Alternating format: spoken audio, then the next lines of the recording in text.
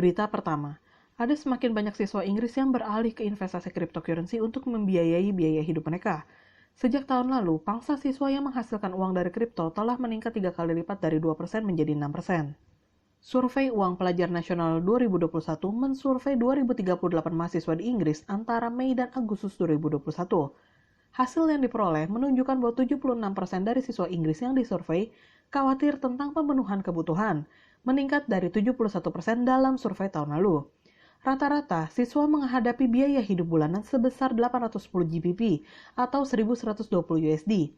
Inilah yang memaksa banyak dari mereka untuk mencari sumber pendapatan tambahan melalui usaha sampingan atau usaha kecil. Di antara siswa yang termasuk dalam survei, 40% mengatakan mereka telah menghasilkan uang dari bisnis mereka sendiri atau usaha sampingan. Jumlah tersebut turun dari 43% pada tahun lalu.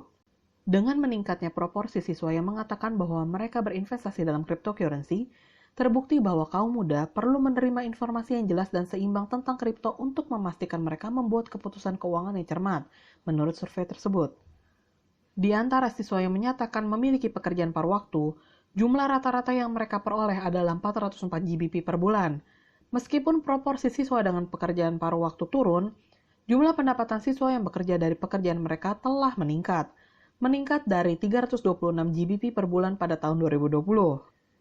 Berita kedua, seorang anak sekolah dasar berusia 9 tahun akan memiliki jawaban unik ketika ditanya, apa yang Anda lakukan selama liburan musim panas?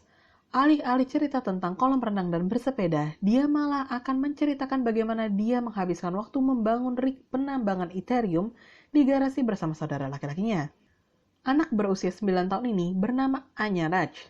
Bersama dengan kakaknya Isan, dia telah menghabiskan beberapa bulan untuk meningkatkan upaya penambangan ETH di Frisco, Texas. Duo ini menceritakan kisah mereka kepada CNBC dan mengklaim berhasil menggunakan 100% energi terbarukan untuk penambangan karena mereka ingin lebih ramah lingkungan. Oleh karena itu, mereka bisa membayar biaya tagihan listrik di bawah 3.000 USD per bulan. Jika Anda bertanya-tanya di mana seorang anak berusia 14 dan 9 tahun mendapatkan 3.000 USD sebulan, jawabannya adalah ayah mereka yang telah mengambil pinjaman dan membantu anak-anak mendirikan perusahaan mereka sendiri untuk membiayai inisiatif tersebut. Isan mengklaim bahwa dia dan saudara perempuannya memulai perjalanan penambangan ETH mereka dengan mengonversi konsol game di mejanya menghasilkan 3 USD sehari. Kini mereka terus menambah prosesor kerik mereka sampai berhasil mendapat 1.000 USD sehari. Kami pindah dari garasi karena rumah terlalu panas dan berisik. Kami sekarang menggunakan garasi hanya untuk membangun dan menguji rig penambangan. Ketika mereka siap, kami memindahkannya ke pusat data. Mereka berharap untuk dapat terus mengembangkan bisnis mereka dan menyeimbangkannya dengan sekolah yang hendak dimulai. Berita ketiga, dalam pidatonya di Uni Eropa kemarin, Gary Gensler, Ketua Komisi Sekuritas dan Pertukaran, mengumumkan bahwa kurangnya perlindungan investor perlu ditangani sehubungan dengan platform cryptocurrency. Kripto perlu diatur untuk mencegah aktivitas terlarang dan memastikan stabilitas keuangan. Dia menunjukkan perbedaan bahwa pertukaran tradisional memiliki perantara yang disebut broker, tidak seperti hubungan investor dan platform yang terjadi secara langsung di kripto. Dia menyatakan bahwa ini membuat publik rentan dengan penipuan-penipuan dan penyalahgunaan. Bagian kedua dari pidatonya tentang kripto berpusat pada stablecoin.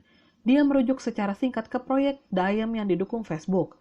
Tetapi kemudian menyoroti bahwa sudah ada pasar stablecoin yang bernilai 116 miliar dolar. Dia menjelaskan dengan mengatakan bahwa pada bulan Juli setidaknya 3/4 dari semua transaksi di bursa kripto adalah antara stablecoin dan investor kripto. Dia memperingatkan bahwa ini dapat menyiasati sistem perbankan tradisional dan juga peraturan anti pencucian uang dan lain-lain.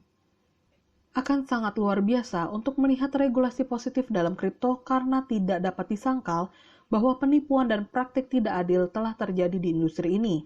Namun akan sangat disayangkan jika regulator hanya akan mengubah kripto menjadi taman bermain untuk orang kaya, di mana hanya investor terakreditasi yang diizinkan masuk.